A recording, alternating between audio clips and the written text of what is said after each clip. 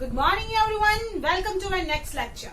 So in our today's lecture we will study chapter number 4 of history, and chapter name is the Mughal Empire. So in this chapter we will study the Mughal Empire, Mughal dynasty, whole Mughal dynasty, from where the Mughals established their dynasty in India or in Delhi to where the dynasty ends. We will study who the rulers comes in this dynasty.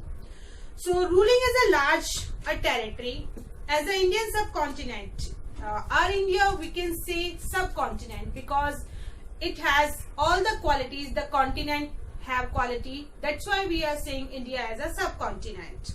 So Indian subcontinent with such diversity of people, as we know that कि हमारा जो India है वहाँ peoples की diversity है. Diversity means we are belonging to different religion, different caste, different backgrounds, different cultures. So it is extremely difficult task to accomplish the middle ages. इसलिए बहुत difficult task है जो middle age रही है. Means ancient India, हम अपनी books जो पढ़ते हैं एंशियंट इंडिया है, उसमें फिर मिडाइवल है, उसमें फिर मॉडर्न है. तो मिडाइवल टाइम पीरियड में बहुत सारे चेंजेस, बहुत सारी डेवलपमेंट्स हुए हैं. तो उन सब डेवलपमेंट्स को ट्रेस करना और उनको सीक्वेंस से अरेंज करना बहुत ज्यादा डिफिकल्ट टास्क रहा है. तो इसी प्रोसेस में हम पढ़ेंगे आज मुगल्स ने जो अपनी एम्पायर थी, एक ह्यूज एम्पायर हमारे इंडिया में क्रिएटेड की थी. ठीक है ना. और it is possible only short period of time. और शॉर्ट पीरियड ऑफ टाइम के बहुत सारे रूलर्स ऐसे भी थे जो बहुत शॉर्ट पीरियड ऑफ टाइम के लिए यहाँ पर आए और फिर चले गए. तो इस कंडीशन में उनको फाइंड आउट करना बहुत ही डिफिकल्ट टास्क रहा है. तो 16th सेंचुरी में means later half of 15th century, like 16th century में आगरा, दिल्ली, और 17th सेंचुरी में nearly these all areas means all over the India, only some parts remaining are controlled by the Mughal dynasty. means 1526 में first जो Mughal emperor हमारे India में आया था वो था हमारा बाबर.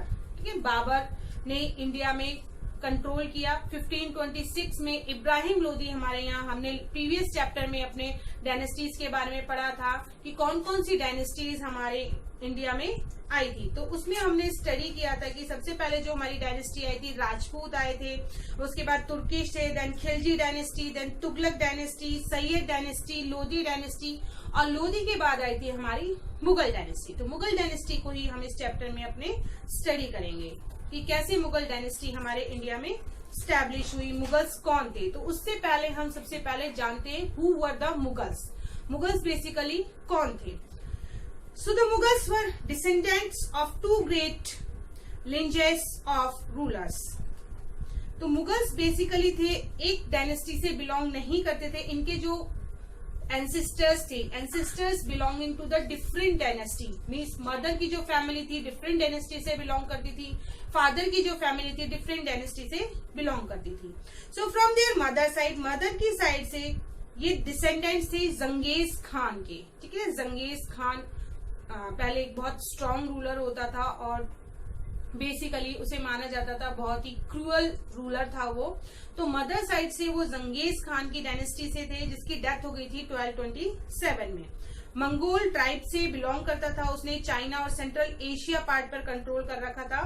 और फादर साइड से ये सक्सेसर थे तिमूर डायनेस्टी के. ठीक है. तिमूर डायनेस्टी के सक्सेसर थे जिसकी भी डेथ हो गई थी 1404 में.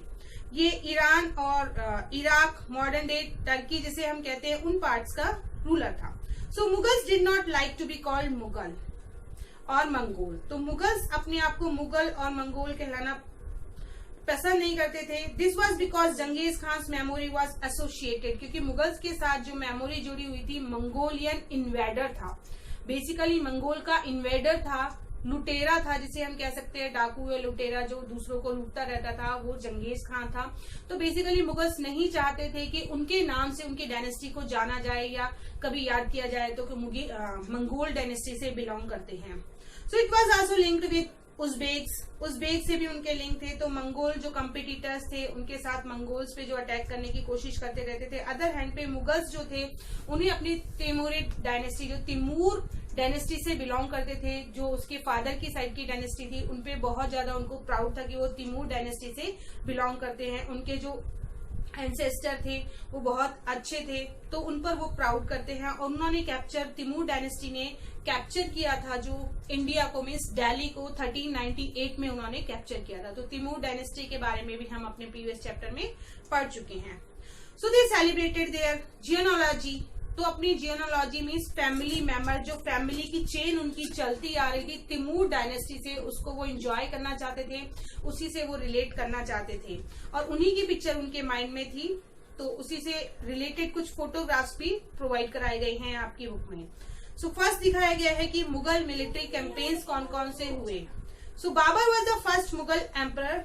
First we see the dynasty की डायनेस्टी हम देख लेते हैं कि मुगल डायनेस्टी में हमारे जो मंगोल डायनेस्टी से बिलोंग करते थे और बेसिकली तिमूर डायनेस्टी से बिलोंग करते थे, तो इन्होंने अपने आप को प्रिफर किया कि तिमूर डायनेस्टी से बिलोंग करते हैं और अपने आप को एज अ मुगल प्रिफर किया। इन्होंने मंगोल्स कहलाना ये पसंद नहीं करते थे। सो फर्स्ट हमारे जो आया बाबर आया 1526 में। बाबर ने इब्राहिम लोदी को पानीपत वॉर में डिफीट किया। वॉर ऑफ पानीपत हुई थी 1526 में, बाबर और इब्राहिम लोदी के बिटवीन हुई थी, जिसमें बाबर जो था बाबर को विक्ट्री हुई और जो इब्राहिम लोदी था उसे हार का सामना करना पड़ा। तो इस तरह से बाबर ने दिल्ली में मुगल डायनेस्टी स्टैब्लिश की। तो 1530 तक हमारे बाबर ने रूल किया। फर्स्ट जो मुगल डायनेस्टी स्टैब्लिश करने वाला था वो बाबर था। देन आया हुमायूं, बाबर का सन जो था हुमायूं था। 1530 से 40 तक 10 इयर्स कंटिन्यूस ने रूल किया, बट इन बिटवीन में आप यहाँ पर देखेंगे फिर 55 से 56 का रूलिंग टाइम पीरियड है। तो 40 से लेकर 55 तक बीच में यहाँ पर शेर शाह सूरी, ठीक है, शेर शाह सूरी ने हुमायूं बहुत ज्यादा कैपेबल लीडर नहीं था, बहुत अच्छा किंग नहीं था, एडमिनिस्ट्रेशन उसका ज्यादा अच्छा नहीं था। इसी वजह से, इसी रीजन से शेर शाह सूरी ने इस पे अटैक किया और दिल्ली को कैप्चर कर लिया। तो इस ड्यूरेशन में शेर शाह सूरी के पास दिल्ली का कंट्रोल था और जो हमारा हुमायूं था ये जंगलों में भटक रहा था और अपने वापस जो है तुर्क चला गया था।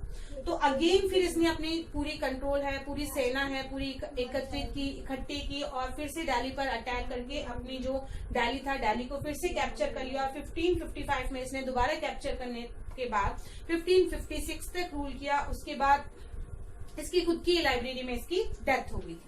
देन आया उसका बेटा, ठीक है ना, Akbar was the son of Humayun.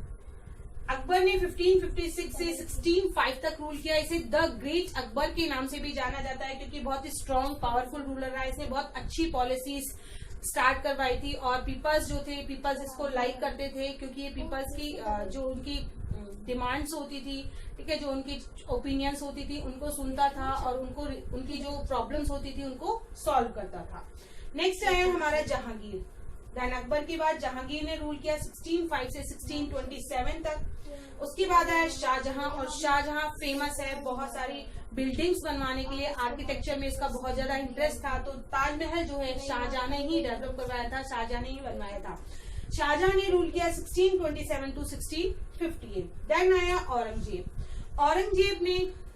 Aurangzeb जो थे 4 ब्रदर्स थे, में शाहजहां के 4 बेटे थे, तो चारों के बीच में कॉन्फ्लिक्ट थे। इसी रीजन से औरंगजेब ने शाहजहां को ही कैप्चर करवा दिया। जो ताजमहल है, ताजमहल के नियर ही एक फोर्ट है, वहां पर उसने शाहजहां को कैप्चर करवा दिया, खुद अपने आप को किंग डिक्लेयर कर दिया था 1658 में और इसने रूल किया 1707 तक। उसके बाद इसके जो सक्सेसर्स थे उन्होंने रूल किया और एट लास्ट में बहादुर शाह जफर ने रूल किया और उसके बाद यहाँ ब्रिटिश एम्पायर आ गई। तो ये थी हमारी डायनेस्टी की चेन। Firstly Babur, then Humayun, then Akbar, then Jahangir, Shahjahan and Aurangzeb. तो इनके मिलिट्री कैंपेन्स के बारे में पढ़ते हैं कि बाबर जो फर्स्ट मुगल रूलर था उसने 1526 टू 1530 तक रूल किया था इसने, और फरगना का रूलर था। इससे पहले ये फरगना का रूलर था 1494 में, जब ये 12 इयर्स का था ओनली, उसी टाइम पीरियड पे ये फरगना का रूलर बन गया था। So he was force to leave the ancestral throne, और उसको फोर्स किया गया कि उनकी जो एंसेस्टर के टाइम से मीन्स उसके पूर्वजों की जो थ्रोन है, जो गद्दी उसे 12 इयर्स में ही मिल गई, उससे हटाने के लिए उसे फोर्स किया गया मंगोल ग्रुप ने। जो मंगोल उसकी मदर साइड से बिलोंग करते थे, वो उनके कंपिटिटर भी थे, तो मंगोल्स उसे फोर्स कर रहे थे उस गद्दी से हटाने के लिए। इसलिए उन्होंने उज़्बेक को सील कर दिया और काफी दिन तक जो बाबर है वो जंगलों में भटकता रहा। काबुल को भी सील कर दिया गया 1504 में। देन बाबर ने अपने जो सेना थे, अपने सोल्जर्स थे, उनको कलेक्ट किया और 1526 में ही defeated the sultan of Delhi. Delhi का सुल्तान जो था उस टाइम इब्राहिम लोदी, उसको डिफीट किया पानीपत वॉर में and capture Delhi and Agra. Delhi और आगरा को कैप्चर कर लिया। इसके अलावा और भी बहुत सारे कैंपेन्स उसने किए, मीन्स मिलिट्री एक्सपीडिशंस किए, अटैक्स किए और भी बहुत सारी जगह पर, और उनको भी कैप्चर कर लिया। द सिक्स and the Mewar and the Marwar, इन सब जगह पर इसने कंट्रोल किया है। How was the Humayun relationship? उसके बाद आया हमारा हुमायूं। हुमायूं के जो रिलेशनशिप थे वो सफाविद ईरान, ठीक है ना, ईरान का था हुमायूं। हुमायूं को जो रिलेशनशिप थे राजपूत के साथ, जो इंडियन के साथ, उसके साथ ज्यादा बेटर नहीं रहे हैं कंपैरेटिवली अकबर। अकबर ने बहुत अच्छे रिलेशनशिप्स डेवलप किए थे राजपूत के साथ। Next topic is Mughal traditions of succession. तो Mughal did not believe the rule of primogeniture where the eldest son inherited his father estate, की जो हमारा रूलिंग सिस्टम था कि जो किंग था उसका सबसे बड़ा जो बेटा था वो ही राजा बनेगा। तो मुगल ने इस सिस्टम को फॉलो नहीं किया। मुगल्स ने इस सिस्टम को फॉलो किया कि जो भी ज्यादा कैपेबल होगा वो रूलर बनेगा।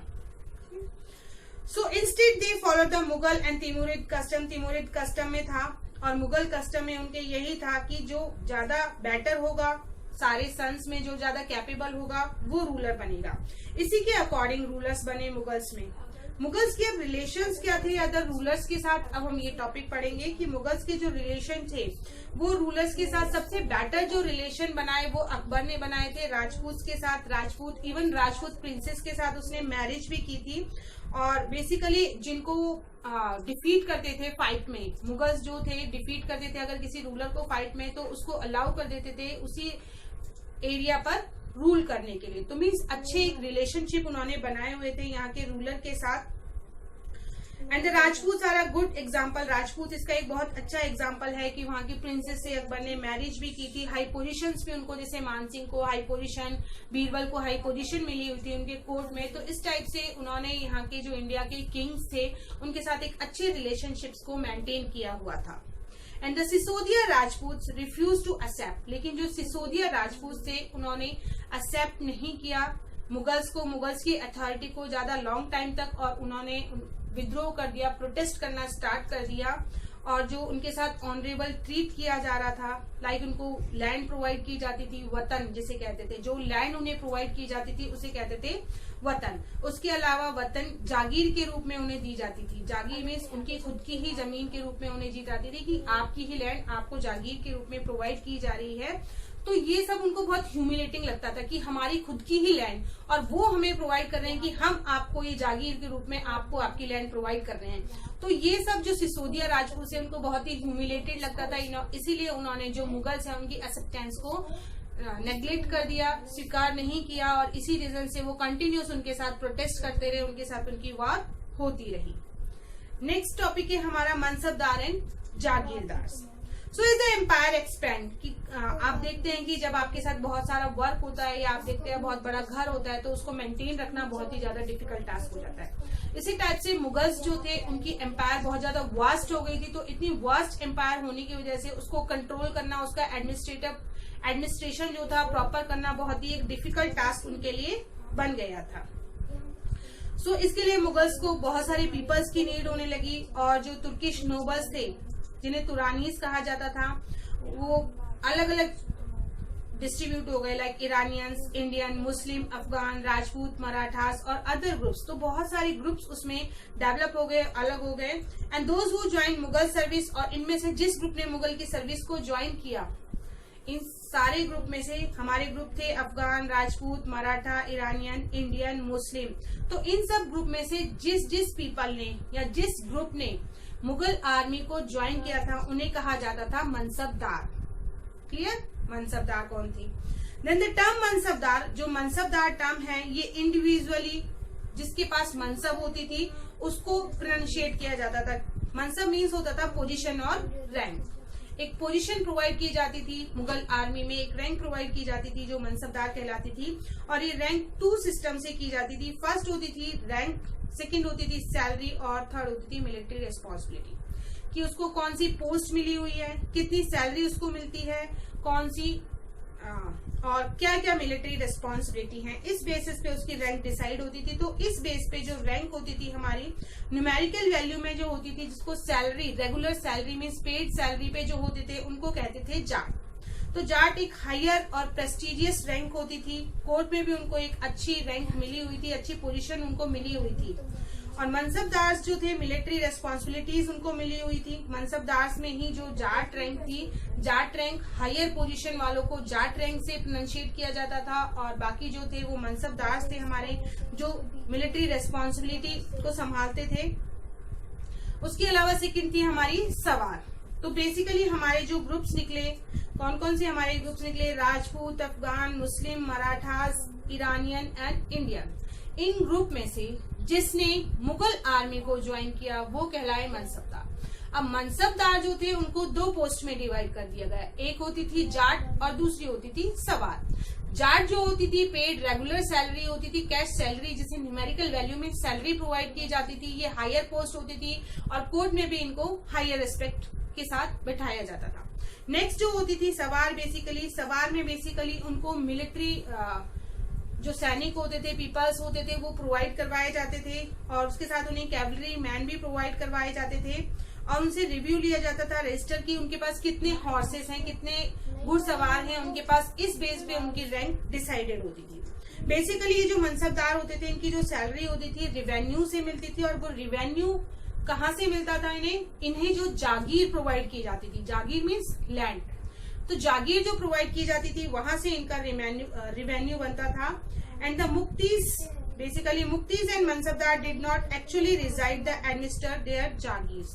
बेसिकली ये होता था कि जिनके पास जागीर होती थी रियल मीनिंग में वो उसको एडमिनिस्टर नहीं कर रहे होते थे, मुगल्स के जो रूल्स होते थे वो उनको फॉलो करवा रहे होते थे। बेसिकली कि नाम तो उनका था कि उन्हें जागीर मिली हुई है, वहां से उन्हें टैक्स कलेक्शन करना है, वहां उनका एडमिनिस्ट्रेशन देखना है, लेकिन सारे रूल्स और रेगुलेशंस जो थे वो बेसिकली मुगल्स के चलते थे। उनको एक असाइनमेंट मिला हुआ था कि किस तरह से इनको प्रॉपर वे में फॉलो करवाया जाए।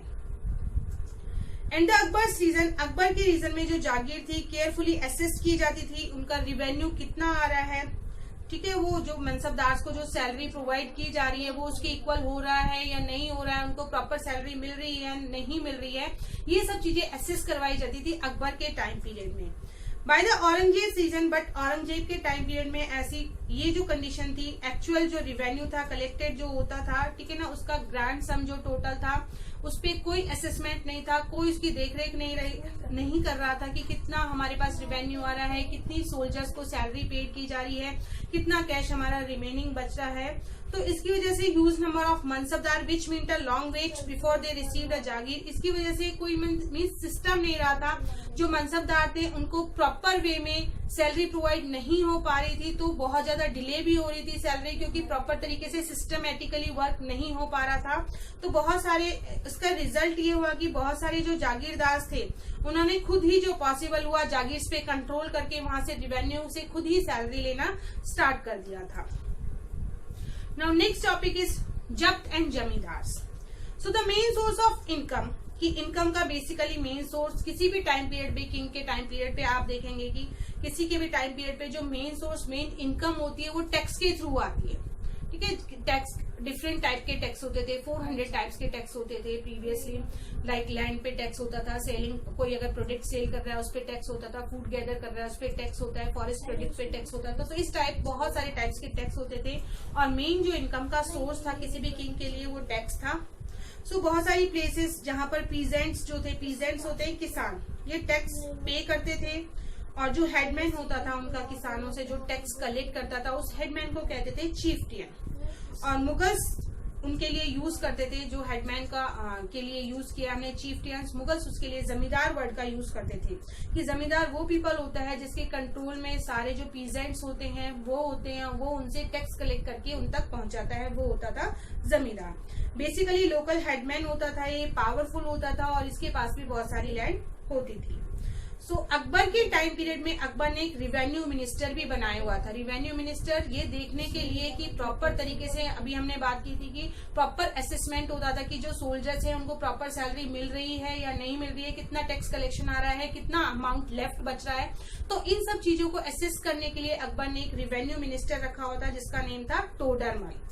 टोडरमल केयरफुली सर्वे करता था क्रॉप यील्ड्स की, मींस खेतों का सर्वे करता था कि किस एरिया में या किस फील्ड में ज्यादा क्रॉप्स ग्रो हो सकती हैं, किस रीजन में कम क्रॉप्स ग्रो होती हैं, उसके अकॉर्डिंग उस पर टैक्स इम्पोज किया जाता था। कि ये नहीं है कि किसी रीजन में क्रॉप्स ही ग्रो नहीं हो रही है और उस पीजेंट पे बहुत ज्यादा टैक्स इम्पोज कर दिया जाए। तो अकबर के टाइम पीरियड में उसने बिल्कुल फेयर डिसीजन रखता था। जो रिवेन्यू मिनिस्टर टोडरमल को उसने अपॉइंट किया था वो यही चीज का ध्यान रखता था कि किसी पे ज्यादा ओवर बर्डन ना आए टैक्स का, और जिसके पास बहुत ज्यादा इनकम आ रही है या क्रॉप्स बहुत ज्यादा ग्रो हो रही है और वो टैक्स इजीली पे कर सके। तो हर 10 साल बाद ये डिसाइडेड होता था, हर 10 साल बाद सर्वे किया जाता था कि कैश क्रॉप्स जो हमारी होती है उस पर टैक्स फिक्स 10 साल, जैसे आज इस ईयर जो सर्वे किया गया उस ईयर के अकॉर्डिंग पे 10 इयर्स के लिए टैक्स फिक्स कर दिया जाता था। नेक्स्ट 10 इयर्स के बाद फिर से सर्वे किया जाता था, फिर से टैक्स अगर उन्हें लगता था कि यहाँ से ज्यादा लिया जा रहा है, यहाँ से कम लिया जा रहा है, तो उसको इंक्रीज या डिक्रीज भी वो करते थे। और कुछ जो एरियाज थे उनके जमींदार जो थे उनके वो बहुत ज्यादा पावरफुल हो गए थे। So the exploitation bye Mughal administration के थ्रू उनका जो एक्सप्लॉयटेशन हुआ, इस वजह से वो विद्रोही बन गए थे, मीन्स उन्होंने प्रोटेस्ट करना स्टार्ट कर दिया था। Sometimes zamindar and peasant of the same caste, कई बार ऐसा भी होता था कि जो जमींदार हैं और जो किसान हैं, ठीक है, वो सेम कास्ट से ही बिलोंग करते हैं, तो उन्होंने इकट्ठे मिलकर मुगल अथॉरिटी के खिलाफ जो है प्रोटेस्ट करना स्टार्ट कर दिया था कि ये जो मुगल एम्पायर है जल्दी से एंड हो जाए, इनको इनके राइट्स जो हैं वो मिल नहीं पा रहे हैं, वो प्रॉपर तरीके से इनको इनके राइट्स मिल पाए। नेक्स्ट है हमारा a closer look Akbar's policy. So next topic is a closer look Akbar's policy. इसमें हम देखेंगे अकबर ने कौन कौन सी पॉलिसीज फॉलो की। सो ब्रॉड फीचर जो है एडमिनिस्ट्रेशन का है that laid down the Akbar were elaborately discussed by Abul फजल। अबुल फजल ने अपनी बुक में उसके बारे में पूरा डिस्कशन किया है, जो अकबरनामा उसने लिखी थी अबुल फजल ने। और नेक्स्ट उसका वॉल्यूम जो आया था आईने अकबरी के नेम से, उसमें पूरा उसने डिस्क्रिप्शन दिया है कि किस टाइप का एडमिनिस्ट्रेशन जो था अकबर का था। तो Abul Fazal explain that the empire was divided into provinces. सबसे पहले जो होल एम्पायर है, ठीक है ना, पूरी की पूरी एम्पायर, जैसे हमारी पूरी कंट्री है वो स्टेट्स में डिवाइड है, इसी टाइप से अकबर के कंट्रोल में जितनी भी एम्पायर थे उसने उसे प्रोविंसेस में डिवाइड कर रखा था, जिसे कहते थे सूबाज। और ये जो सूबाज होते थे इनको जो गवर्न करते थे, मीन्स इनको जो रूल करते थे, पार्टिकुलरली जैसे हमारे चीफ मिनिस्टर हमारे राजस्थान को रूल कर रहे हैं, तो ये जो सूबाज को जो गवर्न करते थे उन्हें कहते थे सूबेदार। और ये वहां की पॉलिटिकल और मिलिट्री फंक्शन दोनों को देखते थे, ठीक है। और उनका जो प्रोविंस होता था उसके बाद उन्हें ये जो प्रोविंसेस होते थे इनमें एक फाइनेंशियल ऑफिसर भी होता था, जो फाइनेंस से रिलेटेड मीन्स मनी से रिलेटेड मैटर्स को देखता था, उसे कहते थे दीवान। और इसके अलावा पीस मेंटेन करने के लिए, शांति मेंटेन करने के लिए सूबेदार उनकी सपोर्ट करता था। सूबेदार का सपोर्ट लिया जाता था कि किस तरह से जो उनका रीजन है उसमें पीस मेंटेन किया जाए, और उनको कहते थे मिलिट्री पे मास्टर, ठीक है ना। और मिलिट्री पे मास्टर के साथ मिलकर ये करता था, मिलिट्री पे मास्टर को कहा जाता था बख्शी। और मिनिस्टर जो रिलीजियस चार्ज लेता था कि उसे कहते थे सद्र। मिलिट्री कमांडर्स को कहा जाता था फौजदार। और टाउन पुलिस जो थी, टाउन पुलिस कमांडर, जिसे आज के टाइम पे हमें सुनने को मिलता है, उन्हें कहा जाता था कोतवाल। सो बेसिकली अकबर के जो नॉवेल्स थे दे कमांडेड लार्ज आर्मीज, बहुत लार्ज आर्मीज उनके पास थी, लार्ज अमाउंट में रिवेन्यू भी उनके पास आता था, और लॉयल थे। एम्पायर जो थी एफिशिएंटली वर्क कर रही थी। 17वीं सेंचुरी तक बहुत प्रॉपरली अकबर की एम्पायर ने वर्क किया, मीन्स अकबर का एडमिनिस्ट्रेशन सिस्टम जो था प्रॉपर तरीके से सभी एक दूसरे को वॉच करते थे, इसलिए एडमिनिस्ट्रेशन सिस्टम बहुत ही ज्यादा अच्छा था। और उसकी जो अदर लॉयल्टीज थी, ठीक है ना, to the empire were weakened by the own self interest. उन्होंने सिर्फ सेल्फ इंटरेस्ट के लिए, बाकी बेसिकली कोई प्रॉब्लम नहीं थी, लेकिन हम भी चाहते हैं कि हमारा ज्यादा प्रॉफिट हो, तो उस सेल्फ इंटरेस्ट के लिए उन्होंने उसकी एम्पायर को डिसॉल्व करने की कोशिश की थी। So Akbar was at Fatehpur Sikri during the 1570s में। अकबर जब फतेहपुर सीकरी था, देन ही स्टार्टेड डिस्कशन, उसने डिस्कशन स्टार्ट कर दिया था रिलीजियस मैटर्स पे, और वो डिस्कशन उलेमास के साथ करता था। ब्राह्मण्स के साथ मीन्स सभी कास्ट के जो हायर नॉबल्स होते थे, जैसे अलग अलग रिलीजन में हायर पोस्ट को, जैसे हमारे यहाँ पर ब्राह्मण्स या प्रेस्ट कहा जाता है, मुस्लिम में उलेमास कहा जाता है, तो वो सभी पोस्ट जो होती थी, सभी रिलीजियस जो गुरु होते थे उनको बुलाता था, like ulema, Brahmin, Jesus priest, Roman Catholic and Zoroastrians. तो सभी को वो बुलाता था, उनके साथ डिस्कशन करता था रिलीजियस मैटर्स पे। Even Akbar was illiterate, Akbar illiterate था, फिर भी इन सब के साथ इन सब मैटर पे डिस्कशन करता था, उनको जानने की कोशिश करता था कि किस धर्म में क्या लिखा गया है, इसके अकॉर्डिंग हमें क्या करना चाहिए। सो ये जो डिस्कशन होते थे बेसिकली एक फिक्स प्लेस होती थी जिसे इबादत खाना कहते थे, उस प्लेस पे ये डिस्कशंस कंडक्ट किए जाते थे। And he was interested in the religion, social custom में बहुत ज्यादा इंटरेस्टेड था, इसी वजह से वो इंटरेक्शन करता था उनके साथ, और उसका फेथ भी था इन सब चीजों पे, भगवान के ऊपर उसका बिलीव था, और इसी वजह से वो बहुत सारे रिचुअल्स को, जैसे उसने जोधा से मैरिज की थी तो उसने उसे परमिशन दी थी कि वो कृष्ण भगवान की वहां पर पूजा कर सकती है, अपने रिलीजन को वहां पर फॉलो कर सकती है। So rituals and dogma often by gods. So dogma क्या होता है basically? Dogma is a statement और an interpretation declared as authoritative with an expectation it would be followed without question। इसका मीन्स होता है कि कोई भी अगर स्टेटमेंट दिया जाता है या कोई डिक्लेरेशन दिया जाता है तो उससे कोई एक्सपेक्टेशन हमें नहीं करना चाहिए, विदाउट एक्सपेक्टेशन उसे हमें फॉलो करना चाहिए। That is the dogma. And by god basically means an individually who is intolerant of another persons religious belief और कल्चर। कि जो अदर पर्सन है, कोई रिलीजन पे बिलीव करता है, कल्चर पे बिलीव करता है, तो उस बेसिकली उस पीपल के खिलाफ इनटॉलरेंट होना, उसको सहन नहीं करना। तो इस टाइप का जो नेचर था अकबर का बिल्कुल नहीं था, सभी रिलीजन्स को साथ में वो लेके चलता था। एंड अकबर का आइडिया था सुलह कुल, ठीक है, सुलह कुल आइडिया भी उसने वो सुलह कुल आइडिया भी लेकर आया, जिसे कहते हैं यूनिवर्सल पीस। तो इंट्रोड्यूस किया एक नया आइडिया अकबर ने, सुलह कुल, जिसे यूनिवर्सल पीस कहा जाता है। ये जो आइडिया था इसमें उसने बताया कि हमें टॉलरेंस रखनी चाहिए, दूसरे के जो रिलीजन्स है उनको भी प्रेफरेंस देने चाहिए, उनको भी मानना चाहिए, और ऑनेस्टी, जस्टिस, पीस को स्टैब्लिश करने के लिए उसने जो भी कुछ हो सकता था उसने सभी के साथ डिस्कशन करके एडमिनिस्ट्रेशन में जो चेंजेस हो सकते थे उस टाइप का चेंजेस उसने किया। तो उसकी सुलह कुल जो नीति थी वो बहुत ही अच्छी नीति थी। इसके अलावा जो गवर्नेंस करने का तरीका था वो भी बहुत ही बेटर रहा है बाकी अदर किंग्स की अगर हम बात करें तो उनके कंपैरेटिवली। तो एक तरह से हम इसीलिए हम कहते हैं अकबर द ग्रेट, कि अकबर किसी भी सेंस में मीन्स अगर बात की जाए कि रिलेशनशिप में, तो राजपूत के साथ बहुत अच्छे रिलेशनशिप उसने मेंटेन किए थे।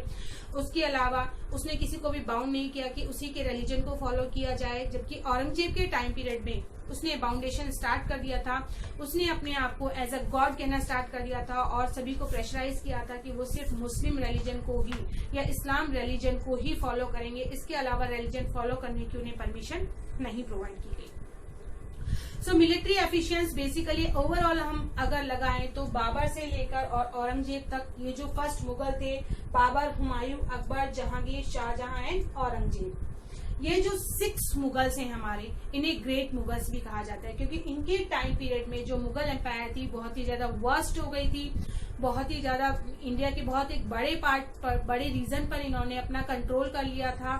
इसी वजह से ये जो मुगल्स हैं इनको ग्रेट मुगल्स कहा जाता है। एडमिनिस्ट्रेशन बहुत अच्छा था, बट धीरे धीरे अकबर की बात जो थी, मुगल डायनेस्टी जो थी, धीरे धीरे डिक्लाइन की ओर जाने लगी। इतनी बड़ी एम्पायर, इतनी वास्ट एम्पायर हो गई थी कि अकबर के बाद उसके जो भी सक्सेसर्स आए वो इसको प्रॉपरली होल्ड नहीं कर पाए। यही एक रीजन रहा कि धीरे धीरे जो बेसिकली जो गवर्नर्स इन्होंने अपॉइंट्स किए थे, गवर्नर ने अपने आप को इंडिपेंडेंट डिक्लेयर कर दिया डिफरेंट रीजन्स में और वहां पर रूल करना स्टार्ट कर दिया था उन्होंने। और धीरे धीरे इस तरह से जो इनके सक्सेसर्स आए थे मुगल्स के लेटर, जो सक्सेसर्स थे उन्हें लेटर मुगल्स कहा जाता है। औरंगजेब के बाद जो भी मुगल्स आए थे उन्हें लेटर मुगल्स कहा जाता है। जो लेटर मुगल्स ने ज्यादा ध्यान नहीं दिया अपने एम्पायर पर, क्योंकि उन्हें लग रहा था हमारे पास बहुत बड़ी एम्पायर है तो हमें आराम से अपने मौज मस्ती में टाइम व्यतीत करना चाहिए, स्पेंड करना चाहिए। यही एक रीजन रहा कि सभी ने इस चीज का प्रॉफिट उठाया। जो उसके नोबल्स थे, जो गवर्नर्स थे, उन्होंने अपने आप को इंडिपेंडेंट डिक्लेयर करके सारी पावर धीरे धीरे अपने हाथ में लेना स्टार्ट कर दिया था। और ब्रिटिशर्स ने भी इसका फायदा उठाया और लास्ट में ब्रिटिशर्स ने इनको डिफीट करके इनको वहां से निकाल दिया इंडिया से और अपना कंट्रोल इंडिया पर स्टैब्लिश कर लिया। सो अब हम पढ़ते हैं कि मुगल डायनेस्टी के बारे में किसने बेसिकली क्या स्टेप्स लिए थे। फर्स्ट आया था बाबर। बाबर ने कौन कौन से एक्सपीडिशंस किए थे। फर्स्टली 1526 में जब इसने मुगल डायनेस्टी स्टैब्लिश की थी इंडिया में, तब इसने फाइट की थी जो वो कहलाती है बैटल ऑफ पानीपत। ये की थी उसने इब्राहिम लोधी के साथ। सेकेंड बैटल जो थी राणा सांगा के साथ इसने की थी। ठीक है, इसे खानवा बैटल ऑफ खानवा भी कहा जाता है। 1528 में अगेन इसने बैटल की थी। ये बैटल की थी इसने राजपूत के साथ और राजपूत को भी इसने डिफीट किया था। देन हुमायूं जो था, हुमायूं का जो टाइम पीरियड है 2 पार्ट्स में से डिवाइड किया गया है। फर्स्टली हुमायूं ने जब रूल करना स्टार्ट किया तो 1540 में जो शेरशाह सूरी ने इस पे अटैक कर दिया था और उस टाइम उसने दिल्ली को कैप्चर कर लिया और हुमायूं को गद्दी छोड़नी पड़ी थी। उसके बाद तो हुमायूं ने ज्यादा एक्सपीडिशंस, ज्यादा अटैक्स या ज्यादा फाइट्स, बैटल्स नहीं की थी। अकबर आया। अकबर 13 इयर्स की एज में ही एम्परर बन गया था और अकबर के टाइम पीरियड जो है 3 पीरियड्स में इसको डिवाइड किया गया है। फर्स्ट था 1556 to 70, then 1570 to 1585, then 1585 to 1605। Then आया जहांगीर 1605 से 1625। जहांगीर ने भी कई मिलिट्री कैंपेन्स किए। सिसोदिया रूलर्स मीन सिसोदिया राजपूत जो अगेंस्ट हो गए थे उनके खिलाफ उसने कैंपेन किए। जो अमर सिंह था, अमर सिंह को मुगल आर्मी में भी उन्होंने लिया था। नेक्स्ट आया शाहजहां। शाहजहां आया 1627 टू 1658। मुगल कैंपेन्स इसने कंटिन्यू, मुगल कैंपेन्स को कंटिन्यू रखा और दक्कन जो रीजन था वो उसको, दक्कन रीजन को इसने अपने कंट्रोल में लिया। इसके अलावा जो अफगान नोबल था खान जहान लोधी, ठीक है ना, वो उसका रिबेलियन बन गया था, उसका शत्रु बन गया था, उसको भी उसने डिफीट किया था। उसके अलावा इसने अहमदानगर में भी एक कैंपेन किया था, एक कैंपेन लॉन्च किया था जहां से वहां बुंदेल जो राजपूत से बुंदेल राजपूत को वहां हराने की उसने कोशिश की थी। उसके बाद हमारा आया जो फर्स्ट 6 मुगल्स, ग्रेट मुगल्स कहे जाते हैं, उसमें औरंगजेब 1658 टू 1707। ये north east, in the north east the Ahom were defeated, Ahoms को डिफीट किया नॉर्थ ईस्ट में 1663 में। उसके बाद आगे इसके रिबेलियंस बढ़ने लगे थे तो उनको डिफीट करने के लिए इसने और ज्यादा मिलिट्री कैंपेन्स स्टार्ट किया और उन सभी में ये टेम्परेरी सक्सेसफुल रहा। मीन्स एट ए प्रेजेंट टाइम के लिए उसने उन रेबिलियंस को दबा दिया था। बट इसका नुकसान किसको हुआ? इसका नुकसान हुआ इसके आने वाले सक्सेसर्स को, कि उस टाइम के लिए तो वो रिबेलियंस खत्म हो गए थे बट धीरे धीरे उसके जो रिबेलियंस हैं वो अंदर ही अंदर बढ़ने लग गए थे। उसके रिबेलियंस बढ़ने लग गए थे तो उसके जो सक्सेसर्स आए, सक्सेसर्स को इसका बहुत नुकसान उठाना पड़ा और धीरे धीरे उनके कंट्रोल से पूरी जो डायनेस्टी थी वो डिक्लाइन की ओर चली गई और धीरे धीरे जो छोटे छोटे पार्ट्स थे उनपे जो गवर्नर्स हैं उन्होंने अटैक करके उनको अपने आप को सारी पावर अपने कंट्रोल में लेके इंडिपेंडेंट डिक्लेयर कर लिया था। So this is all about the chapter Mughal dynasty जो स्टैब्लिश की थी हमारे इंडिया में बाबर ने की थी और औरंगजेब तक का टाइम पीरियड ये कहे जाते हैं ग्रेट मुगल्स। इसके बाद जो मुगल्स जिन्होंने रूल किया वो कहे जाते हैं हमारे लेटर मुगल्स और लास्ट जो रूलर था मुगल डायनेस्टी का वो था बहादुर शाह जफर। उसके बाद ब्रिटिशर्स जो थे हमारी कंट्री पे उन्होंने रूल करना स्टार्ट कर दिया था और जो मुगल्स थे वो हमारी कंट्री से बाहर चले गए थे। तो नेक्स्ट जो ब्रिटिशर्स का रूलिंग टाइम पीरियड है that we will study in our 8th standard. I hope you understand this chapter. Thank you.